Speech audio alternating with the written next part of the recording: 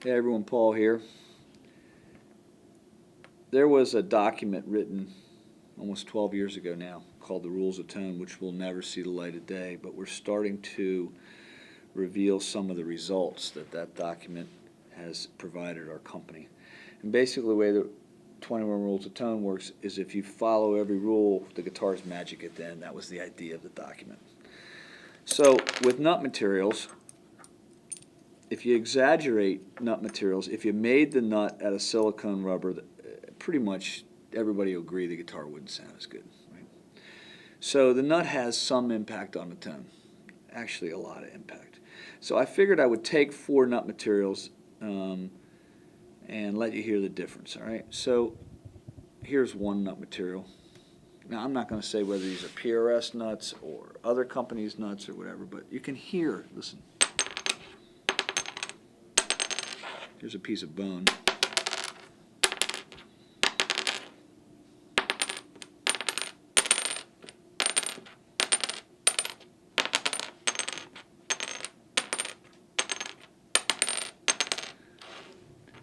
And what you're hearing, you can hear in the guitar.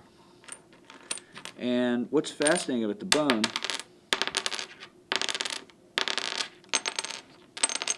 it's got more ring than that. This has got more ring than both of them, but it's higher in pitch. They all have a difference. And we spend a lot of time here at PRS playing around with nut materials. And it's really important to how the guitar sounds in the end. You know, and I know just sitting here dropping these things on the table isn't entirely indicative of how the final guitar will sound plugged into the amp, but it's a big piece of the puzzle because anything that string touches is God, whether it be the tuning pegs, the nut, the frets, the fretboard, the bridge, how the bridge is attached to the body, and then you've got these microphones called pickups picking the sound up.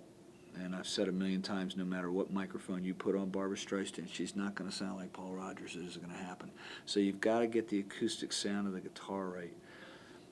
And, you know, when I started my career, I thought that essentially electric guitars were acoustic guitars, but they didn't have a speaker cabinet attached. And the microphone was the pickup.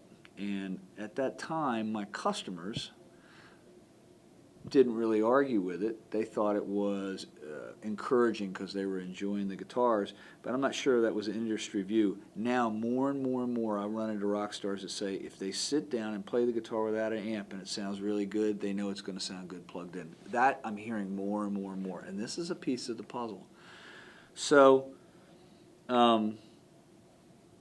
we use, 2 or 3 different kinds of nut materials here at PRS, and we're extraordinarily careful about what we use. It makes a big difference.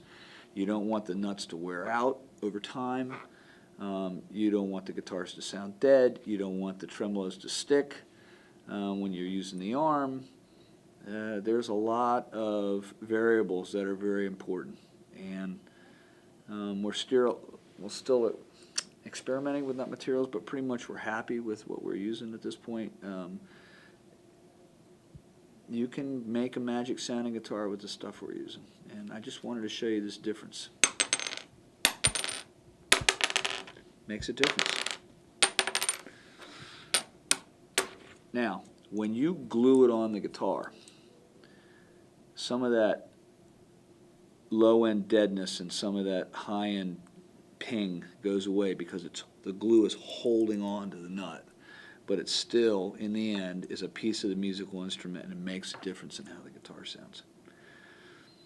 Look, this is all just my opinion, my 2 cents, our 2 cents here at PRS, as you might think about it. But it's how we make our living making guitars, and we're going to start showing you what we're doing that we think is making a difference in the instruments that we ship to the stores that you guys buy. So, see ya. Thanks. Hope you enjoyed the little soapbox.